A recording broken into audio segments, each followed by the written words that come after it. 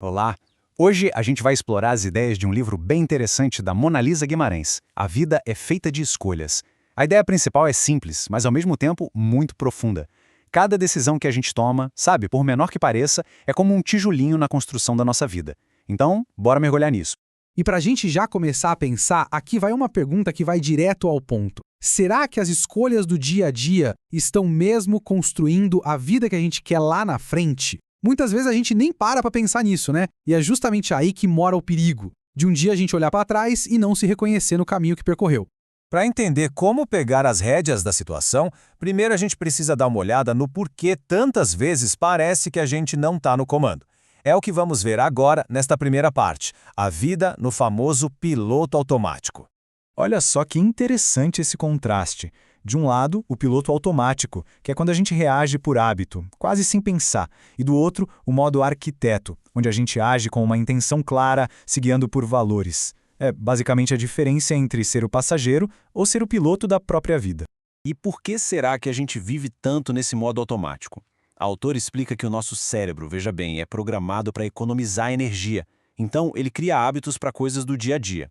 O problema é quando esse piloto automático se estende para decisões importantes, tipo de carreira, de relacionamento, ou até na forma como a gente reage a um conflito.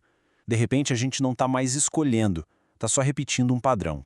Mas olha, se o piloto automático é o problema, a escolha consciente é a solução. E é sobre isso que a gente vai falar agora na segunda parte. O incrível poder da escolha consciente. Aqui está a metáfora central do livro, a de que nós somos os arquitetos das nossas próprias vidas. Cada escolha, cada decisão é uma ferramenta que a gente usa para desenhar o nosso futuro. A responsabilidade e, o que é mais importante, o poder de construir está nas nossas mãos. E essa frase da autora ilustra essa ideia de um jeito brilhante. As escolhas não são só ações soltas no presente.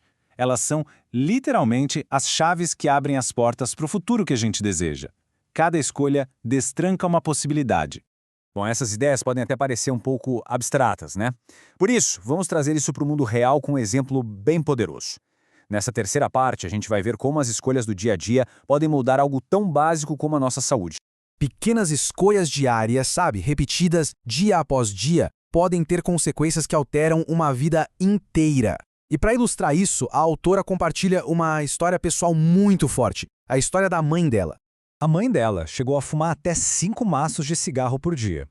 Pensa só, uma escolha pequena, repetida milhares e milhares de vezes.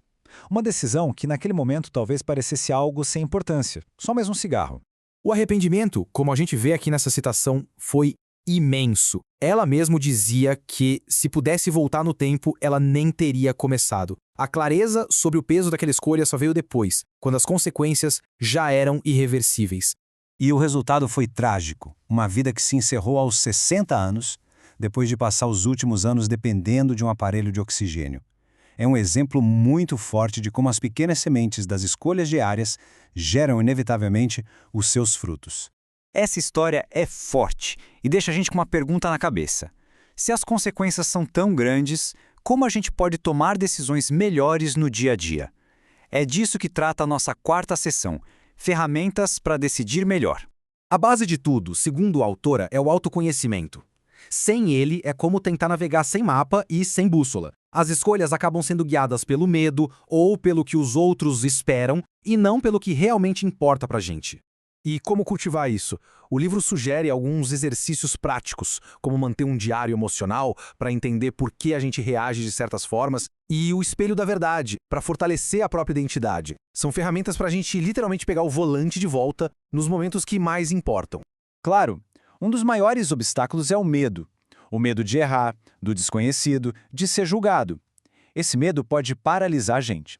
E é importante reconhecer que isso não é uma falha, mas um mecanismo de proteção que às vezes acaba nos prendendo em situações que não servem mais. Então, o ponto crucial é que coragem não é não ter medo. Como diz a citação, é a decisão de que alguma coisa, um valor, um sonho, um princípio, é mais importante do que o medo. É um ato de escolher o que priorizar, de forma consciente. Juntando tudo isso, a consciência para sair do automático, o autoconhecimento como guia e a coragem para agir apesar do medo, a gente chega na grande ideia que a autora nos deixa. Nossa sessão final: arquitetos de nossas próprias vidas. Essa metáfora do livro é simplesmente perfeita. A gente pode escolher as sementes que planta, ou seja, nossas ações e decisões, mas a gente não pode escolher os frutos que vai colher. Eles são uma consequência natural das sementes. É inevitável. O que isso quer dizer? Que o poder de transformar o futuro está no agora. Cada momento, cada nova situação é uma oportunidade de plantar uma semente diferente para o amanhã que se deseja. A grande mudança na vida começa com a próxima escolha. E assim, a gente volta à reflexão, mas agora com uma nova perspectiva. A jornada é definida pelas escolhas. Sabendo de tudo isso, a pergunta que fica é: que sementes serão plantadas hoje? A resposta para essa pergunta não está no livro, está dentro de cada um de nós.